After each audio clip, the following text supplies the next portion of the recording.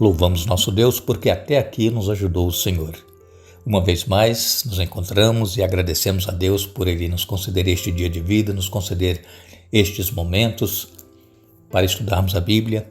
Agradecemos a todos vocês que estudam conosco, que compartilham esses estudos com outras pessoas, a todos vocês que são inscritos no canal Hora Tranquila no YouTube, que clicam no dedinho de joinha, e agradecemos também a vocês que nos escrevem, dizendo de onde estão nos acompanhando. Mandamos aqui um alô especial para Eli, que é de Rolim de Moura, em Rondônia, parabenizando o senhor José Amorim. Está hoje completando 88 anos. Que Deus abençoe José Amorim e dê a ele ainda anos de vida e saúde. Josias Rodrigues é de Guabiruba, em Santa Catarina. Edinalva Silva dos Santos é de Ilhéus, na Bahia, pedindo oração pela família, pede pelo seu casamento e por todos os familiares. Lorival Ribeiro e família estão lá em Parnaíba, no Piauí, estão a passeio lá na casa do sogro Amadeu, que está completando 90 anos. Parabéns, Amadeu, que Deus te abençoe. E também um alô especial para Maria Aparecida Reis Pereira, que é de Tabocas do Brejo Velho, na Bahia, pedindo oração por ela e família. Rosimeire Barbosa Barros é de Altamira, no Maranhão. E todos os demais que nos escrevem, nós agradecemos e mandaremos sempre um alô para vocês. Iremos orar. Nosso Deus e Pai, nós estamos em Tua presença e te agradecemos pela vida, pelos cuidados, proteção, livramentos que nos tens dado. Te agradecemos por mais este dia de vida e pedimos, Pai, que estejas conosco neste momento, que vamos estudar a Tua palavra, que Teu Espírito Santo fale à nossa mente, ao nosso coração, nos ajude a entendermos e colocarmos em prática os Teus ensinamentos. Pedimos uma bênção especial para José Amorim, que está aniversariando hoje, completando 88 anos. Pedimos também uma bênção especial para o Amadeu, que está completando 90 anos. Também abençoes a Edinalva Silva dos Santos, a família, o casamento dela. A Maria Aparecida Reis Pereira também pede orações por ela e família. Rosimeire Barbosa Barros, por ela e família. E também, especialmente, por sua filha, que tem sérios problemas. Todos os demais pedidos nós colocamos em Tuas mãos. Faça, pois, a Tua vontade, não a nossa, Pai, em nome de Jesus. Amém. Hoje, segunda-feira, aqui nos Estados Unidos é feriado, é o dia do trabalho aqui. No Brasil e outros países é 1º de maio, né? Aqui é a primeira segunda-feira de setembro. Toda primeira segunda-feira é feriado. E este final de semana nós estamos aqui no acampamento. Acampamento da família. E desde sexta-feira até hoje. E logo mais então retornaremos para as nossas casas. E foi muito bom este encontro que tivemos com o pastor Gilmar Batistotti, que vocês conhecem, né? Já trabalhou nas lições da Bíblia lá na Rádio Novo Tempo, na TV Novo Tempo. Gilmar Batistotti esteve aqui conosco durante esses dias. Louvado seja Deus. Mas vamos continuar o nosso estudo. Ontem nós falamos aqui a respeito da viúva que deu tudo que ela tinha, que era 2 moedinhas, e Deus se agradou. Jesus elogiou a atitude dessa mulher. Ela deu tudo que possuía. Foi a maior oferta que naquele dia entrou ali. Por quê? Porque ela fez de coração. E ela queria ajudar na construção do templo, como eu disse, era um templo majestoso, muito bonito, e essa construção e remodelação demorou do ano 20 a.C. até o ano 60, foram 80 anos de reconstrução e remodelação deste templo. E esse templo era majestoso, chamava a atenção das pessoas de longe.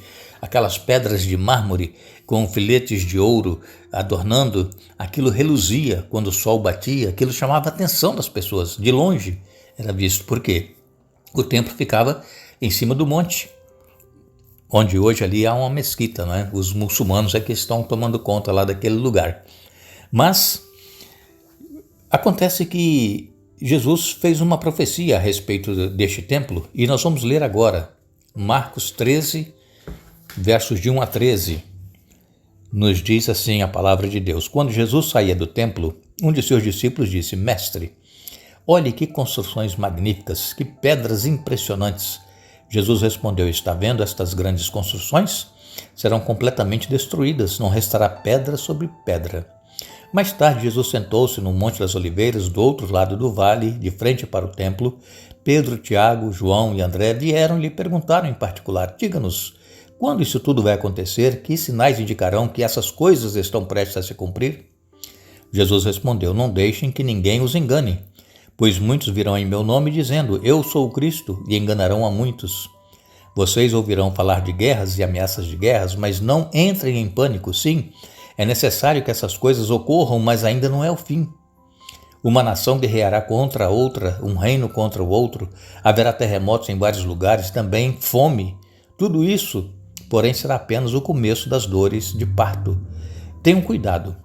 Vocês serão entregues aos tribunais e açoitados nas sinagogas. Por minha causa, serão julgados diante de governadores e reis. Essa será a sua oportunidade de lhes falar a meu respeito. É necessário primeiro que as boas novas sejam anunciadas a todas as nações. Quando forem presos e julgados, não se preocupem com o que dirão. Falem apenas o que lhes for concedido naquele momento, pois não serão vocês que falarão, mas o Espírito Santo. O irmão trairá seu irmão e o entregará à morte, e assim também o pai a seu próprio filho. Os filhos se rebelarão contra os pais e os matarão. Todos os odiarão por minha causa, mas quem se mantiver firme até o fim será salvo. Eu li Marcos 13, de 1 a 13, na Bíblia Nova Versão Transformadora. Sermão profético de Jesus, como nós dissemos ontem, está também relatado em Mateus capítulo 24, Lucas capítulo 21, este sermão de Jesus, sermão profético. E como eu disse também ontem para vocês, esse templo, ele era magnífico, ele tinha uma estrutura surpreendente e ele tinha 162 pilares. E cada um desses pilares precisava de 3 homens de mãos dadas para envolvê-lo. Vejam que monstruosidade, né? Os pilares, as pilastras do templo. Precisava ali de 3 homens de mãos dadas para poder abraçar a coluna. Havia 162 colunas dessa. Era um templo majestoso. E então, quando eles saíram do templo, os discípulos, disseram, olha Jesus, que magnífico, não é mesmo? Olha a maravilha dessa construção, esse templo. Ele impressionava, o templo impressionava. Mas Jesus então, ele disse, não ficará pedra sobre pedra, sem que tudo seja destruído. Era duro, né? As pessoas ouvirem isso, porque o templo era tudo para os judeus. A beleza, é claro que o templo de Salomão também, o primeiro templo, foi muito bonito e foi destruído pelos babilônicos.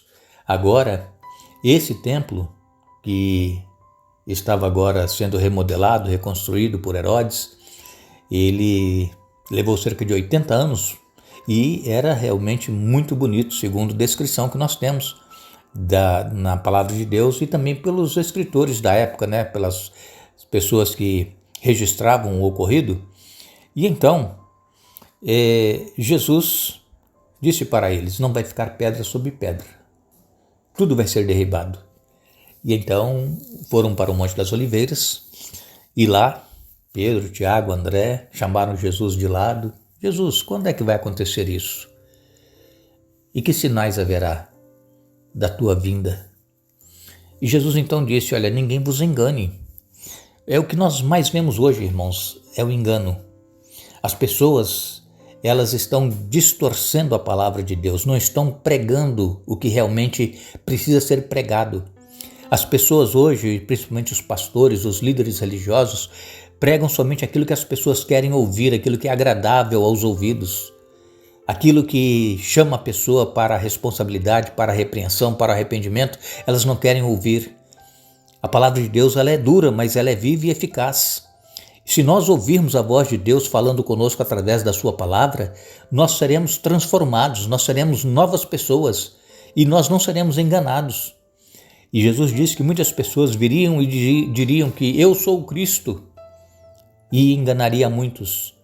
E hoje, irmãos, no século 21, século que nós estamos vivendo, é exatamente onde irá acontecer sinais e maravilhas, pessoas se dizendo ser o próprio Cristo. Mas Jesus disse, olha, se disserem que está aqui ou está ali, não acreditem, Por quê? Porque a vinda do Senhor Jesus vai ser visível a todo olho humano. Todos verão. Não vai ser somente um local. Ele vai estar na cidade tal, ele vai estar, né, em determinado país. Não. A vinda de Jesus vai ser universal. Todo olho verá, diz a palavra de Deus. Virá com as nuvens. E então, se nós formos enganados, é porque nós não conhecemos a palavra de Deus. Aqueles que estudam a Bíblia, aqueles que pesquisam, aqueles que procuram colocar em prática o que está escrito aqui na palavra de Deus, não serão enganados. Mas o próprio Senhor Jesus disse que nos últimos dias, Satanás irá fazer tantas maravilhas que, se possível, vai enganar os próprios escolhidos. Mas os próprios escolhidos não serão enganados, por quê? Porque estão firmados na palavra de Deus. Então nós precisamos nos aprofundar cada dia mais, conhecer a Bíblia, a palavra de Deus, o que Jesus falou. E então, Jesus disse, né, que haveria guerras, rumores de guerras, reino contra reino, haveria pestes, terremotos, fome, e isso nós já estamos vendo hoje em dia, né? Estamos passando aí por problemas sérios de pandemia que tivemos, da Covid, agora já está vindo uma nova pandemia, que todos nós estejamos preparados, que não sejamos enganados, como muitos foram na pandemia que veio em 2019, né? Mas que essa próxima pandemia não nos pegue de surpresa e também não sejamos enganados. Por quê? Porque a palavra de Deus ela é fiel. Jesus disse que haveria pestes, enfermidades e fome. A fome já está atingindo países de primeiro mundo, não é só os países de terceiro mundo que estão passando problemas de falta de alimento, não. Países de primeiro mundo estão já sentindo falta de alimentos. E nós temos que estar atentos, porque são sinais que mostram que a vinda de Jesus está próxima. Mas Jesus disse assim, olha, ainda não é o fim, mas são sinais. E esses sinais são alertas para nós permanecermos no caminho, para nós não desviarmos da palavra de Deus e que possamos estar sendo orientados cada dia pela palavra de Deus. Jesus, ele então disse que o templo seria destruído e realmente isso aconteceu no ano 70 da nossa era, 30 e poucos anos depois que Jesus voltou para os céus. Os romanos que dominavam o mundo naquela época, eles cercaram Jerusalém e Jesus disse, não é? Nós ainda vamos estudar isso essa semana, que quando viesse o abominável da desolação, que eles ficassem alerta e aqueles que estivessem no telhado não descessem, aqueles que estivessem fora não voltassem, cada um deveria procurar fugir. Esse cerco de Jerusalém ele foi dissolvido por uma razão que o exército precisou ir até Roma, e então os cristãos estavam atentos ao que Jesus havia dito, eles fugiram. E nenhum cristão foi morto quando o exército de Roma voltou. Mas nós vamos detalhar isso para vocês mais agora, a partir de amanhã, para que possamos entender como se cumpriu essa profecia de Jesus a respeito da destruição de Jerusalém. Que Deus nos abençoe, que Deus nos dê um bom dia. Retornaremos amanhã para dar sequência ao estudo desta semana, mas não nos esqueçamos, não é dos fortes a vitória, nem dos que correm melhor, mas dos fiéis e sinceros, como nos diz o Senhor. Que Deus nos abençoe.